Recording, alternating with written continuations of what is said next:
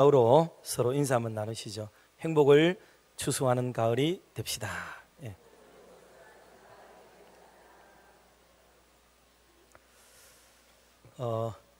바야흐로 이제 가을이 진짜 시작이 되었습니다. 마침 9월 1일 또 9월의 첫날, 계절적으로 이제 가을이 시작이 되었습니다.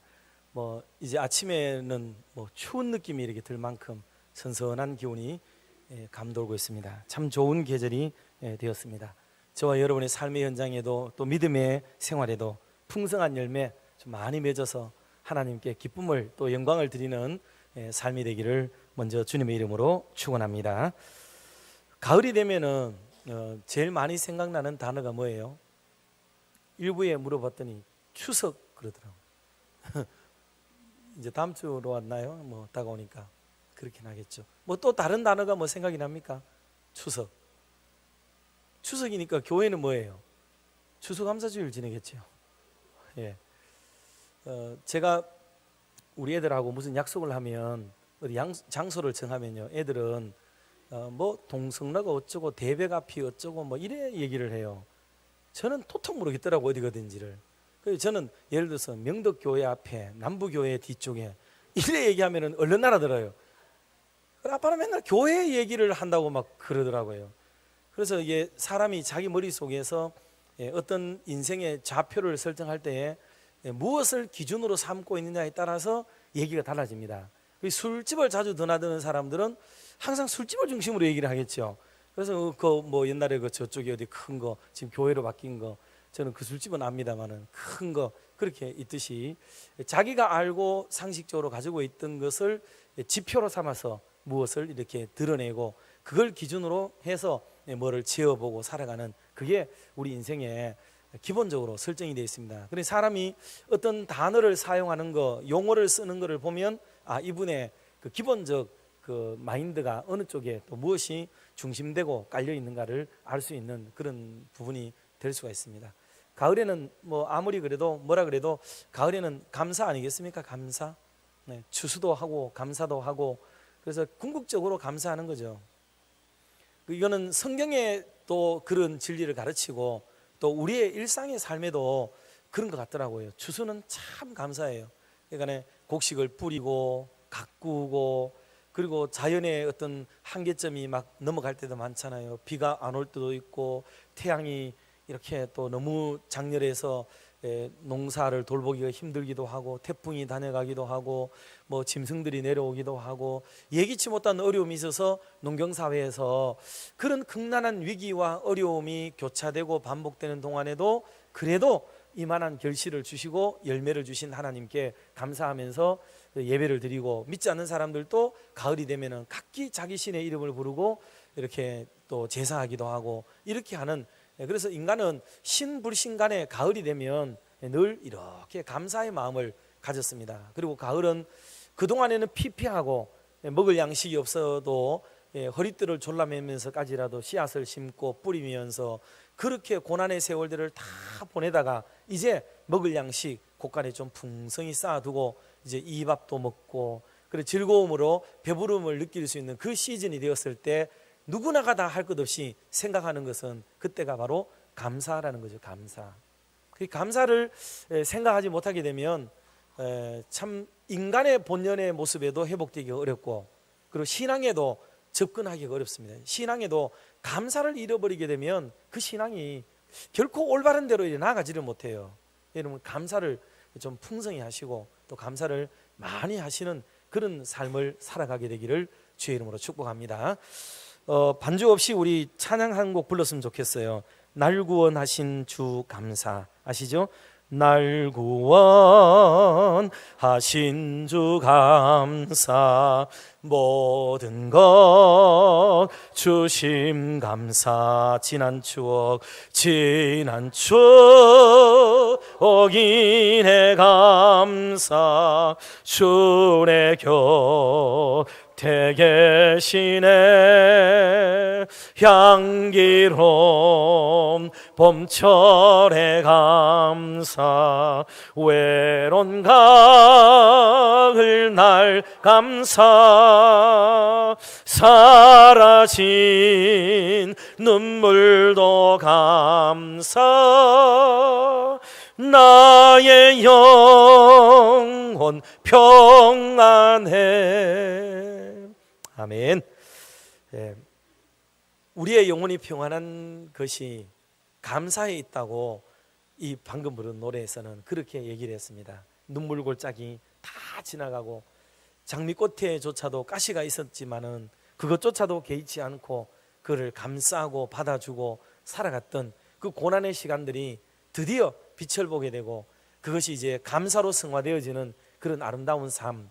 그러므로 감사는 억지로 조장하는 것도 아니고 억지로 강요되는 것도 아니고 정말 이 감사는 생각할수록 우리의 삶이 참 생각해 보면 그 10년의 밑바닥에서부터 올라와서 하나님께 영광을 드리는 멋진 도구 그리고 그 동인이 되는 게 그게 바로 뭐냐면 감사다 하는 것을 알 수가 있습니다. 그래서 입을 열어도 감사하고 참 가정을 생각해도 감사하고 교회를 생각해도 감사하고 여러 면에서 우리가 불만족스럽고 불평하고 모자라고 안 되고 더디고 돌아서고 고통스럽고 힘들고 눈물 나는 이런 것들만 눈에 보이고 들리고 여기에만 자꾸 함몰되고 집중되면 그 인생은요 처음부터 끝까지 감사 한 번 없는 인생이 됩니다. 그런데 새록새록 생각해 보세요. 이런 힘든 세상 속에서 그래도 이렇게 성도들이 모여서 예배하게 되고 감사하게 되고 하나님께 영광을 돌릴 수 있는 이런 신앙 본연의 마음이 회복이 되지 않고 우리의 욕심이 먼저 여기에 울퉁불퉁 솟아나서 아이들에게 무엇을 나눠줘도 어떤 아이는 항상 불만이에요. 엄마 왜 이거밖에 주지 않느냐고, 왜 이런 거를 주느냐고, 왜 자보다 작게 주느냐고. 어떤 아이들은 그 사고방식과 삶의 양식이 항상 불만이에요. 줘도 문제고 안 줘도 문제고요. 같이 줘도 문제고 혼자 줘도 문제고. 이거는 뭐 감당할 길이 없는 거예요. 왜냐하면 근본적인 그 사람의 속성과 마인드가 원망과 불평의 쪼로 방향이 잡혀져 있어버리는 거예요. 그러니까 깊은 감사, 감동이 일어나지 않아요. 그러면 그 삶이 항상 피폐해지게 되죠. 영혼이 불안해하고 삶이 막 오돌오돌 떨리게 되고 뭐가 안 되면 막 난리가 나는 것 같고 하늘이 막 무너지는 것 같고 자신감을 잃게 되고 이런 불안한 삶의 연속을 살아가게 되는 그 모든 원인이 뭐냐면 모든 것을 문제적 시각으로 바라보게 되면 그 사람의 삶은요 만족 한 번 없는 인생이 되고 감사 한 번 없는 그런 인생이 될 수밖에 없어요. 그런데 여러분 저녁에 정말 가만히 자녀들 누워서 자는 것도 보세요. 제가 그랬잖아요.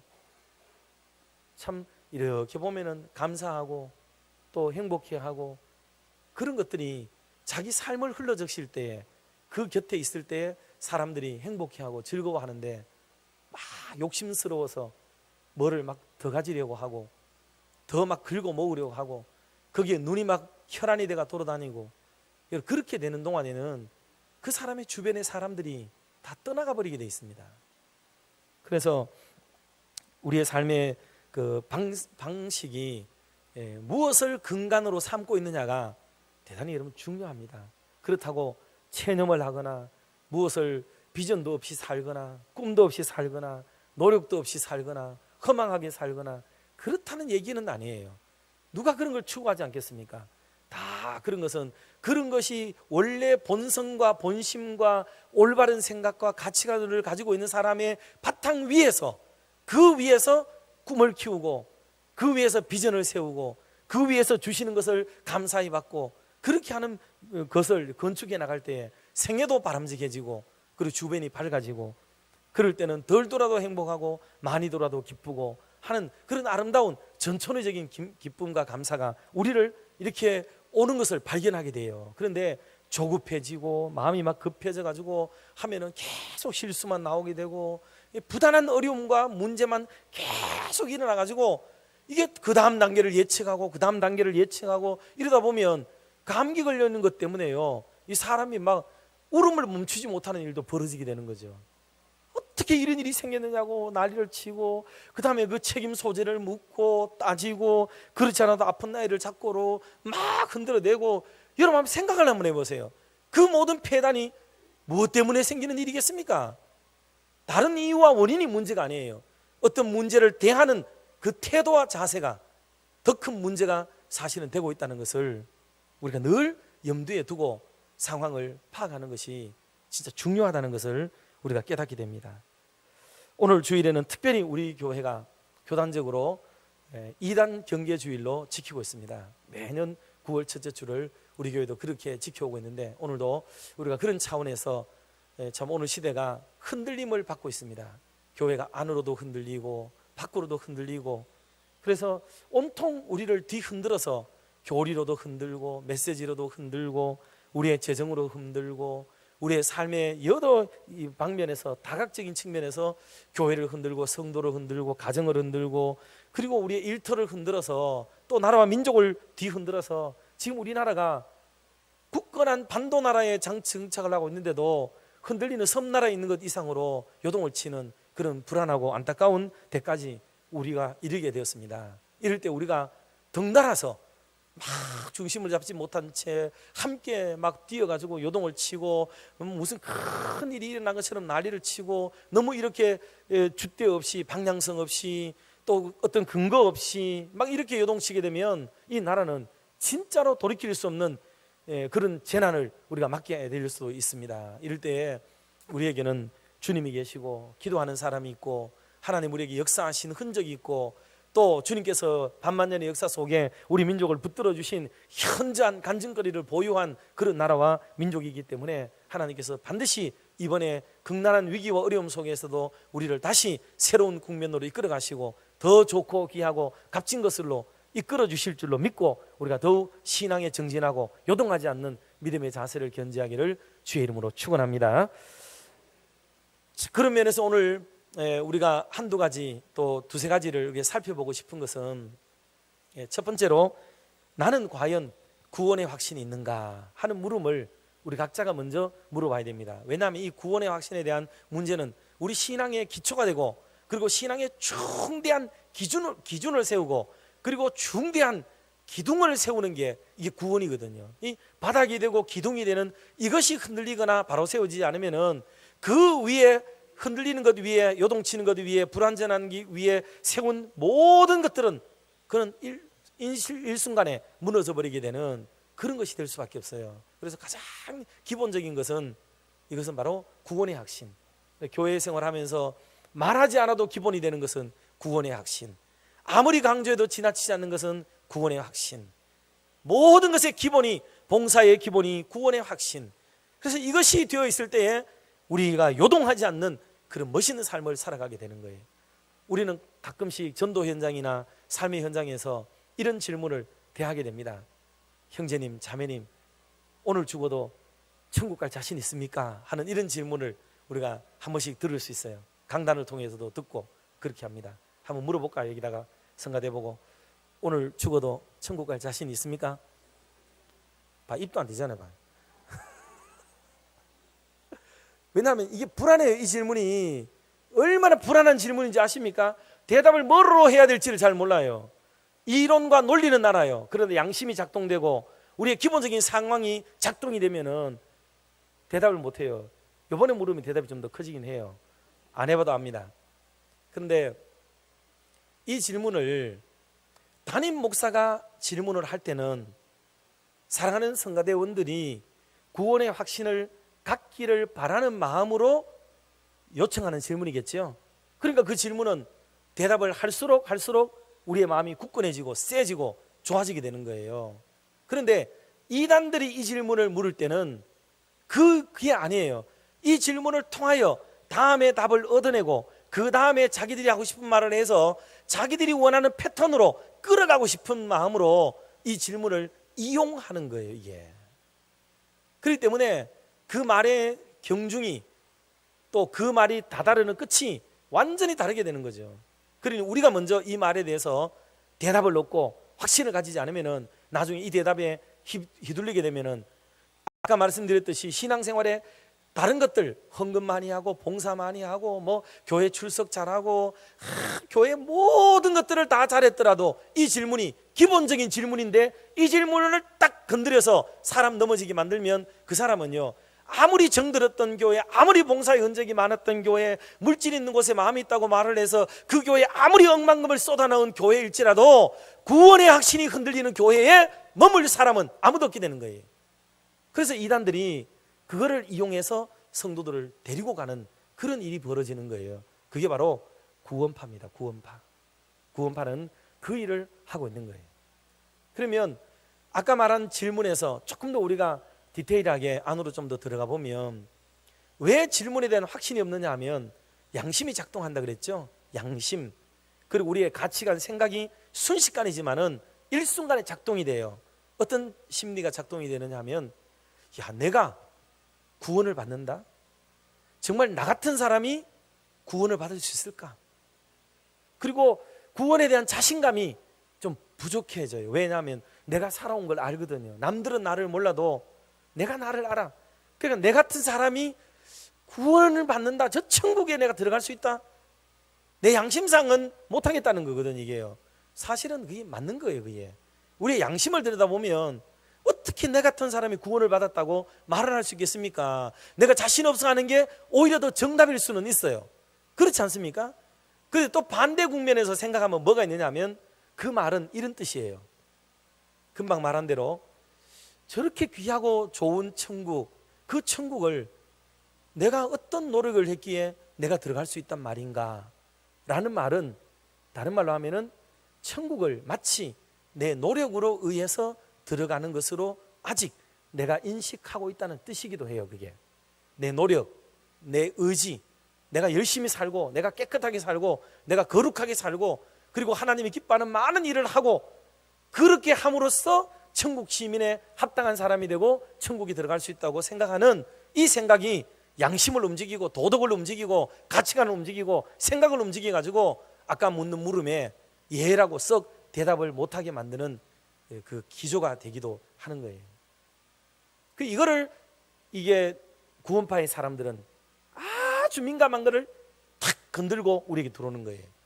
구원파는 다른 신천지라든가 이단들처럼 교리의 엄청난 것들을 건드리거나 기독교를 파괴하거나 완전히 다른 기독교를 이야기하거나 이런 데까지 나아가지 않아요. 삼척 동자가 보더라도 이거는 이단이구나 라고 알 정도로 나아가는 게 아니에요. 이 종교는요, 깊숙이 들어갑니다. 아주 교리에 심화된 심층적 부분의 것을 건드려서 일반 성도들은 누구도 예측하지 못하고 짐작도 못할 문제로 이단시 되어서 교리를 가지고 나가서 성도들을 유혹하고 미혹해서 자기들 성도들을 늘려가는 게 그게 구원파예요. 구원파. 구원파는 신천지하고는 잽도 다릅니다. 잽도 달라요. 요즘 신천지도 옛날에는 교회에다가 편지를 보내면 전에는 그냥 담임 목사님 해가지고 편지 왔어요. 담임 목사님. 근데 요즘은 그렇게 안 옵니다. 김동식 목사님께 이래 와요.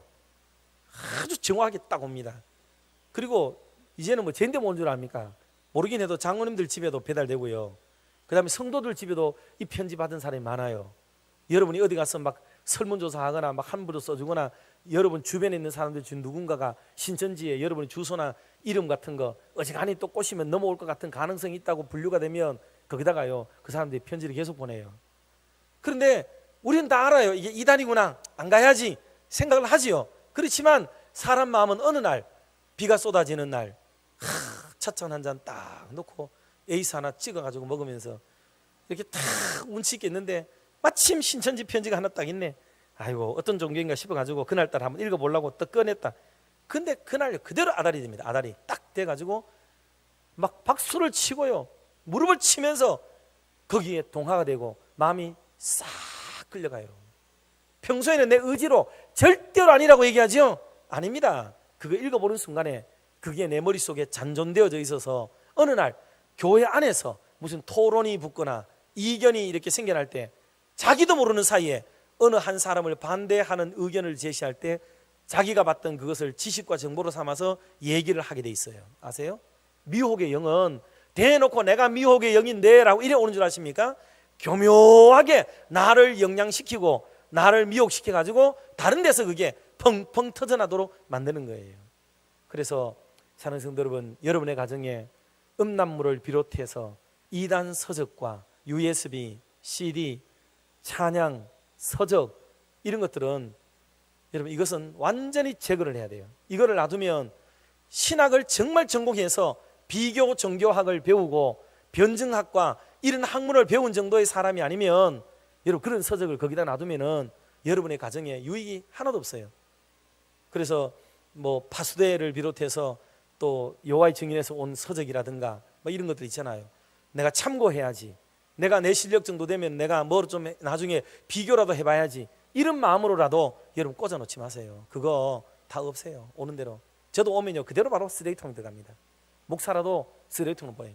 어쩌다가 몇 개월 지난 뒤에 오는 거 한번 오면은 요즘은 어떤 유형으로 오는가 싶어서 보려고 얼른 빨리 보고 그거요 내려놓지. 저도 그거 안 봐요. 왜? 목사들일수록 또 그걸 봤을 때 그게 뭐 썩 좋은 줄 압니까? 그 영향 받아요. 그래서 햇소리하고 딴소리하고 기존의 성도들에게 증거하는 소리와 다른 소리를 하고 싶은 유혹이 그 사람 속에 다 생겨나게 됩니다. 그러므로 이런 것들을 이게 없애야 돼요. 없애야. 하나님은 그래서 우상과 관계된 것들과 이방신을 섬기는 것들과 이런 것들을요 놔두는 것을 그렇게 싫어한 게 구약 성경의 흐름인 거 아시죠? 신약에도 맥락은 같습니다. 지금도 하나님이 싫어하는 것들 이런 것들을 여러분의 주변에서 완전히 다 서적을 뒤집어 가지고 전부 꺼내 가지고 두꺼운 책이라고 또 좋은 거라고 여러분 그거 놔두지 마세요. 그거 놔두면 여러분은 혹 지켜낼지 몰라도 여러분의 주변은 그것 때문에 큰 영향을 받을 수도 있다는 것을 알아야 됩니다. 자, 그러면 구원의 확신을 가지기 위해서 주는 오늘 본문의 8절 말씀에 집중해서 한 번 더 합독을 같이 한번 하도록 하겠습니다. 8절을 합독합시다. 너희는 그 은혜에 의하여 믿음으로 말미암아 구원을 받았으니 이것은 너희에게서 난 것이 아니요 하나님의 선물이라. 아멘. 이 본문이 사용되게 되고 쓰여진 배경을 우리가 잘 이해를 하지 않으면은 우리가 이 성경 구절을 읽을 때에 그게 우리에게 피부로 좀 덜 와닿습니다. 주일 새벽에 오시는 분들은 이렇게 반복적으로 들었기 때문에 로마서 강의를 들었기 때문에 아예 막 뼛속까지 지금 들으셔서 이해를 할 거예요. 당시 초대교회 당시에 가장 큰 교회 안에 문제점 중에 하나가 뭐냐면 유대인과 이방인 문제였어요. 유대인들은 전통적으로 하나님을 믿는 백성이죠. 그래 자기 조상인 아브라함에게 하나님이 나타나시고 이삭에게 나타나시고 야곱에게 나타나셔서 자기의 선조들에게 계속적으로 나타나서 하나님께서 너희들은 내 백성이다, 나는 너희의 그 하나님이 되겠다, 인도하겠다, 지켜주겠다, 보호하겠다. 어느 날 이게 맺어진 거예요. 체결이 맺어졌어요. 그리고 하나님은 시건치 않은 하나님이시고 우리를 지키고 보호해 주신다는 확증을 이스라엘 민족은 가지고 있었어요. 그리고 자기들은 태어날 때부터 선민이고 아니 복중에서부터 하나님이 구별하신 사람들이고 거룩한 백성이 되었다는 인식이 아주 높았습니다. 그래서 이들도 하나님의 말씀에 부합하기 위하여 구별된 삶을 실제적으로 삽니다. 그래서 그들은요 머리끝부터 발끝까지 하루 24시간 그리고 자기의 전생애를 구별된 삶을 사는데 그렇게 하나님을 섬기는 정도가 얼마나 놀라운지 예수님조차도 저희 의가 너희 의가 바리새인과 서기관보다도 못하면 천국에 못 들어가리라 얘기할 만큼 그런 부분에 대해서는 탁월하게 삶을 살아가는 사람이 유대인들이에요. 그런데 긴 세월 지나가다 보니까 무슨 생각을 갖느냐면 우리는 하나님의 자녀 백성이고 우리는 거기에 부합한 삶을 살아가고 있다. 그러니 우리의 구원은 당연하다 생각을 하는 거예요. 이게 나중에 섞여버렸어요. 하나님이 그들을 사랑하시고 약속을 주시고 구원을 선물로 주시고 은혜로 베풀어 주셨는데 긴 시간을 지나가면서 생각해 보니까 우리가 구원에 합당한 삶을 삶으로 구원이 온 것처럼 여겨지는 데까지 이르게 되어지는 거예요. 이게 언제 이게 두드러지게 나타나느냐 하면 바울이라는 사람이 썩 나타나서 유대인들은 이렇게 살지만 가만히 들여다보니까 하나님께 대한 고마움, 감사 없어요. 모든 게 당연한 거예요. 하나님의 자녀니까, 하나님의 백성이니까, 언약이 있으니까, 구원의 백성이니까 당연히 요구하고 살아가는 관계가 이미 되어 있는 걸 발견하고 깜짝 놀랐습니다. 이게 아니구나. 예수님 때도 알았죠.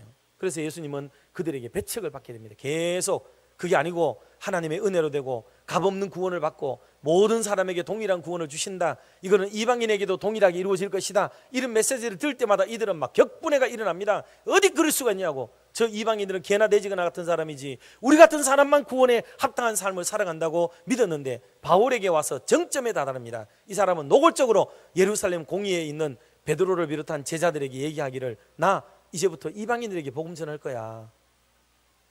이방인들도 동일하게 우리가 구원받을 수 있어. 이렇게 선포하고 나오니까 예루살렘은 뒤집어졌어요. 이거 난리가 납니다. 어떻게 그럴 수 있냐고. 하나님이 우리를 넘어서 구원을 베풀다니, 그리고 예수 그리스도를 믿음으로만 구원 얻는다니, 구원에 합당한 삶을 살아야 될 것 아니냐고. 율법적으로 살아야 되고, 그리고 복음 그렇게 그 어떤 것들을 실천하며 살아야 되지. 복음이라는 것 하나 때문에만 꼴랑 다른 것에 다 부족한데도 그거 하나 때문에만 구원 얻는다는 게 말이나 되느냐고 막 격분해가지고 난리가 난 거예요. 그게 이 예루살렘 공회와 바울과의 관계예요. 그래서 이 바울을 버릇 고치려고 40에 하나 감한 매를 들고 때리고 그들을 가두기도 하고, 그렇게 물리적으로 압박을 가하고 그들이 위험과 고통이 당면하도록 만드는 일들도 계속 일어나게 되는 게 그거예요. 바울은 반대로 그리할지라도 하나님이 지금 이방인 유대인들인 이런 감람나무를 꺾어가지고, 참감람나무를 꺾어버리고, 일부러 꺾어버리고 돌감람나무를 뿌리 위에다가 접붙임 바 되어져서 다 같이 뿌리 위에서 올라오는 영양을 먹고 살아가도록 만드시는 하나님의 역사를 그는 발견하면서 이방인에게로 갑니다. 이방인에게 예수만 믿으면 구원 얻는다는 복음을 선포했어요. 많은 사람이 돌아옵니다. 그런데 복음적인 삶을 따라오기에는 유대인들에게 전혀 못 미치는 거예요. 그 유대인들은 손가락질하는 거예요. 저래도 구원 얻었단 말이야. 저래 나쁜 짓을 하면서도, 저래 부족하면서도, 저렇게 율법을 어기면서도 어떻게 구원받은 사람이라고 할 수 있느냐라고 묻는 물음에 답을 하듯이 쓴 말이 오늘 본문의 말씀이에요. 다시 한번 8절을 읽어보도록 하겠습니다. 자, 8절 같이 합독합니다. 너희는 그 은혜에 의하여 믿음으로 말미암아 구원을 받았으니 이것은 너희에게서 난 것이 아니요 하나님의 선물이라. 아멘.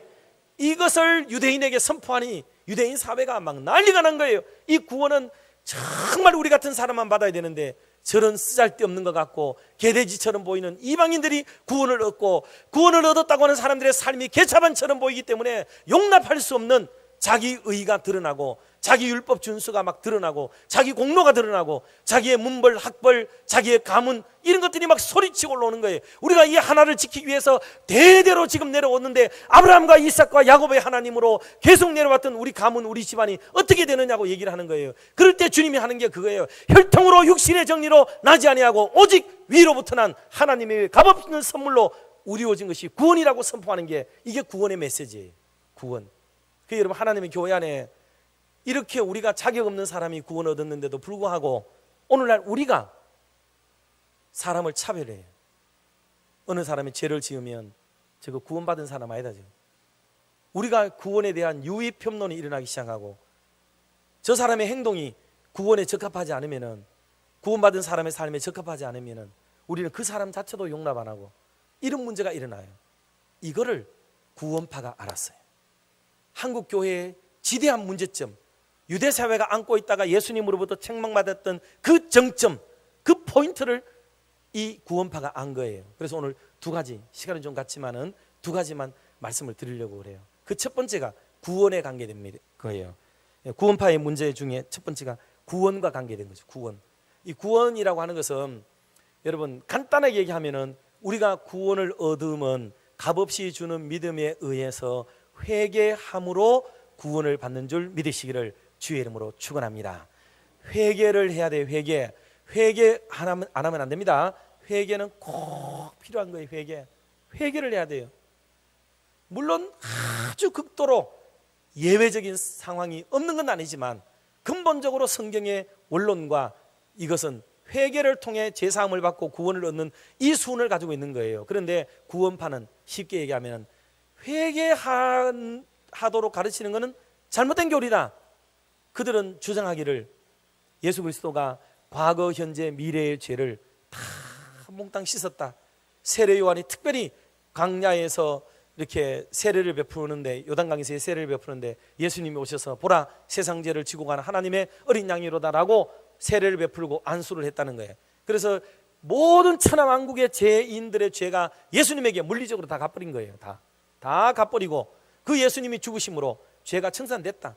이제 우리가 해야 될 것은 오직 죄를 깨닫는 것뿐이다. 죄를 깨달음. 이게 죄였구나. 내가 이런 죄를 지었네. 예수님이 나를 위해서 이렇게 하셨구나. 이것만 각이죠. 각. 그러니까 깨달음. 이 불교에서 주장하는 게 각이에요. 각. 깨달음. 이것만 딱 내게 오면 내 죄사함 받았고 이것이 나를 구원하고 하는 거지, 뭔 쓸데없이 회개하고 눈물 콧물 빼고 뭐 그렇게 하는 거냐고.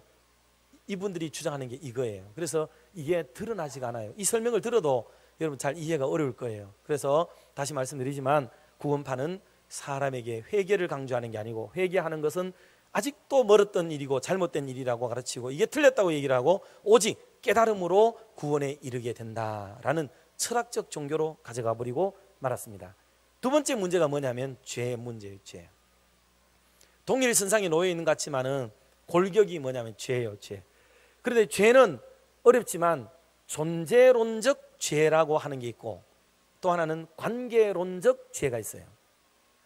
그들이 주장하는 건 존재론적 죄인데, 놀랍게도 대한민국에서 신앙생활하는 장로교 교인들의 절대 다수가 이 존재론적 죄에 대한 인식을 가지고 있습니다. 왜냐하면 기독교 초기에, 부흥의 초기에는 침례교 목사들이 우리 교단에 와서 부흥의 인도를 엄청나게 많이 했습니다.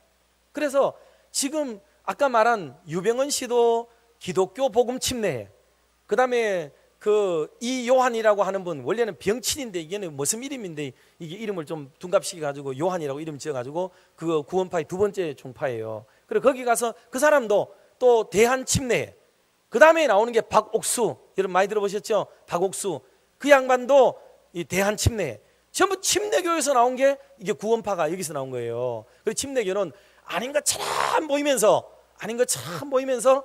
구약은 인정 안 하거든요. 이들은 신약 복음만 들고 다니게요. 신약 성서만 들고 다니는데, 이걸 가지고 기독교의 장로교인의 함정을 파고 들어와서 요 맹점을 들고 물고 늘어진 게 바로 그 문제예요. 구원과 죄 문제. 그럼 죄라는 건 어떤 거냐면, 이들의 죄는 죄를 누가 지었으면 이 죄가 내인데 여기 떠 있어요. 이게 가슴 아프게 내 안에 물리적으로 실체적으로 내 안에 실제하는 거예요.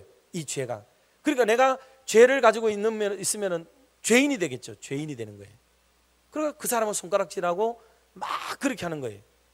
이런 식으로 죄를 이렇게 보는 거예요. 이거는 불교에도 동일한 색깔을 가지고 있습니다. 죄를 지으면은 업보가 돼 가지고 이거를 벗지 못하고 가지고 와. 그러니까 이 사람이 불교적 영향을 굉장히 많이 받은 것 같아요. 이게 구원론에 대한 구원파에 대한 저게. 그리고 다른 데는 나오진 않던데 많이 읽어봐도요. 그런 건 없어요. 그런데 제가 보는 견지에는 이게 각을 얘기하고, 그리고 업보 내지 죄의 덩어리를 얘기하고, 이런 걸 볼 때 이 사람들의 실제론적 죄의식은 이거는 거의 불교의 교리와 일맥상통하는 교리를 지금 가지고 있어요. 뭐 곁길로 가면 그러니까.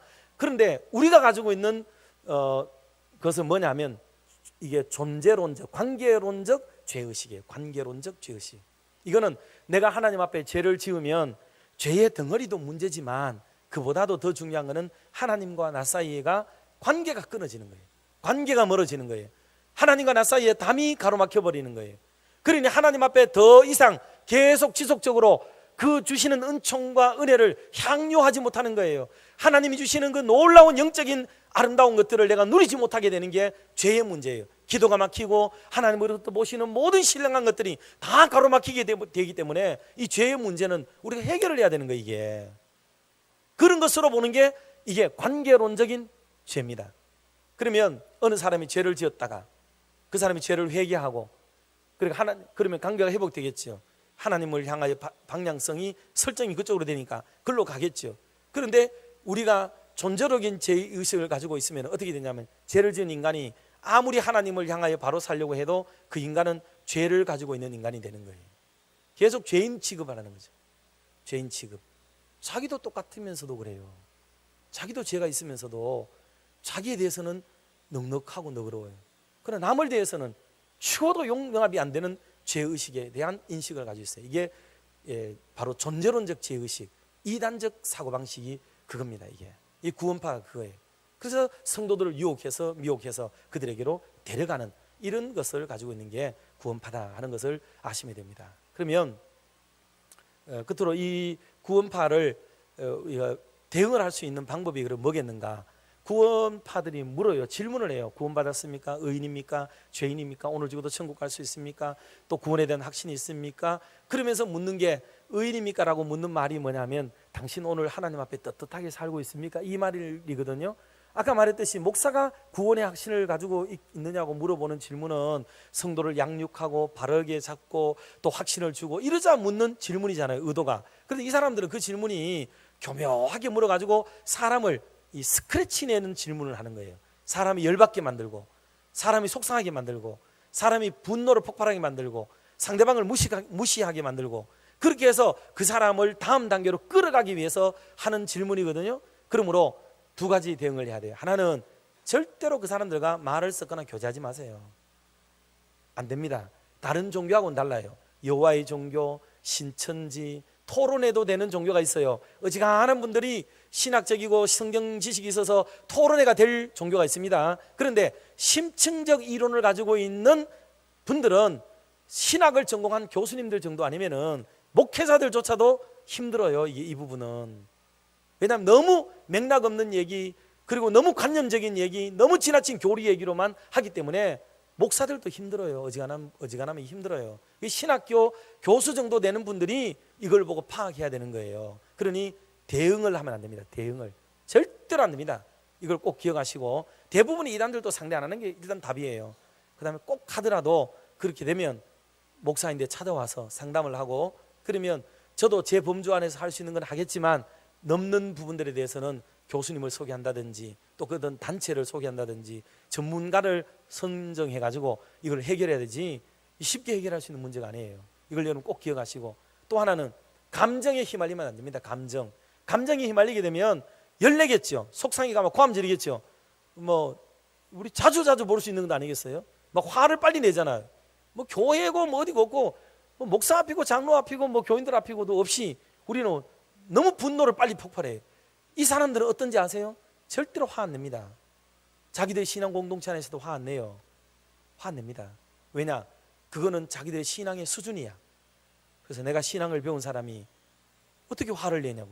그런데 우리가 화를 내면 말려들어서 화를 내잖아요. 네 신앙이 그거밖에 안 된다, 네 잘못 살아서 그래 하고 막 건드리기 때문에 폭발하잖아요. 열받아가지고 얼굴 벌개지고.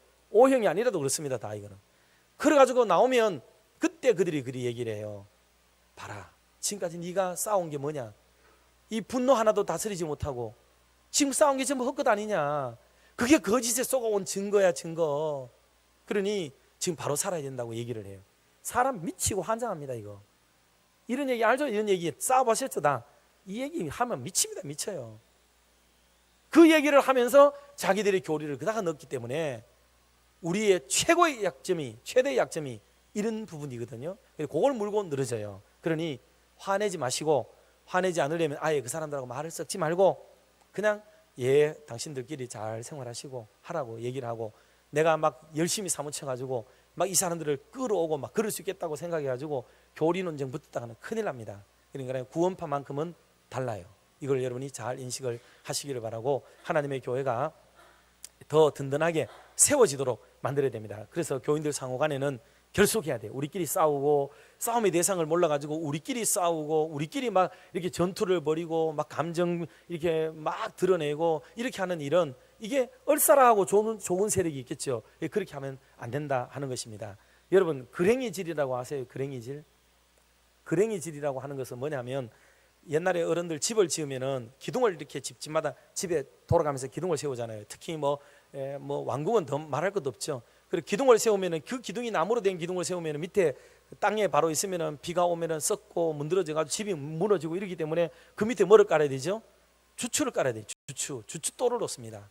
그럼 주추돌이 높이를 주고 이렇게 견고하게 밑에 넓적하게 그 위에다 나무를 딱 올려야 되는 거죠. 그런데 나무하고 돌하고의 이게 울퉁불퉁한 나무가 이렇게 있으면 이게 뭐 삐끗나서 되겠어요? 그러니 이걸 뭔가 조율을 하고 깎아줘서 면을 맞춰줘야 되거든요. 그런데 돌을 깎을 수 있는 형편은 안 돼요. 그럼 기계적인 것이고 아주 장비가 좋은 그런 단체나 관공서나 이런 데는 됩니다. 그러나 일반 서민들까지 어떻게 이걸 다 할 수 있겠어요? 그러니 이게 돌을 깎을 수 없으니까 나무를 돌에다가 깎아서 돌 모양대로 깎아서 그다가 탁 얹어서 서로 이게 엇맡겨서 요동하지 않도록 만들어주는 방법으로 주추를 놓는 거예요. 그때 그 모양 돌 모양대로 나무를 깎는 행위를 그랭이질이라고 얘기를 했대요.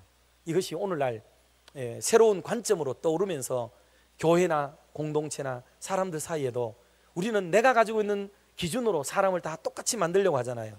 수준도 똑같이, 뭐 경제도 똑같이, 모든 것을 그 수준으로 끌어올리면 좋을 거라고 생각하죠. 여러분 신앙생활하면 답답하지요. 다른 사람들 신앙 수준이 못 미치니까, 막 신앙 공동체 속에 어려움이 있으니까 막 답답하잖아요. 내 수준처럼 되기를 만들고 싶은 마음이 꿀떡같지요. 안 됩니다. 주님도 안 됐던 일이에요. 성령도 이 일을 하지 않았습니다. 아니 못했어요. 사실은 전적으로 못한 건 아닙니다. 순종하는 사람에게 다 됐어요. 그렇지만 이거는 아직도 이 일이 진행되고 있는 정도예요. 구원의 놀라운 역사와 이게 사람을 뜯어고치는 게 어려워요. 그래서 주님도 그리스도 안에서 통일하는 거지, 우리가 이런 것들로 통일할 수가 없어요. 근데 교회가 여기에 딜레마에 빠져가지고 이걸 맞추려고 수준 맞추고 사람 이걸 통일시키고 여기에 맞추려고 해버리면 이거는 진짜 자가당착이 되어져서 어려운 혼란에 빠져가지고 헤어나올 수 없는 힘겨운 상황이 오게 되는 거예요. 여러분 받아줘야 됩니다. 안아줘야 돼요.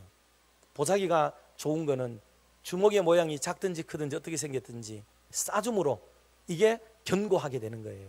모양에 따라서 어느 쪽을 지든지 간에 견고하게 싸줌으로 되는 거죠. 제주도의 돌들은 얼기설기 담벼락을 이루고 있지만은 하나도 같은 모양으로 따듬어 놓지 않습니다. 생긴 대로 기형적인 모습이 그대로 나오지만은 짧고 길고 크고 넓고 두텁고 얕고 그 모양대로 깔아가지고 서로가 서로에게 이게 힘을 버팀목이 되도록 만들어주는 시스템으로 이렇게 짜져 있어서 바람이 불거나 또는 태풍이 불어오거나 또는 파도가 쳐오더라도 견고하게 울타리를 지키고 있는 이유는 서로의 받아줌으로 가능한 거예요. 고치려고 하고 나하고 똑같게 만들려고 하고 똑같은 성향으로 만들려고 하는 게 그게 교회를 돕는 일이 아니고 그건 회방을 하는 일과 진배 없는 일이 되는 거예요. 그러므로 그랭이질을 해야 됩니다. 나를 깎아야 돼요.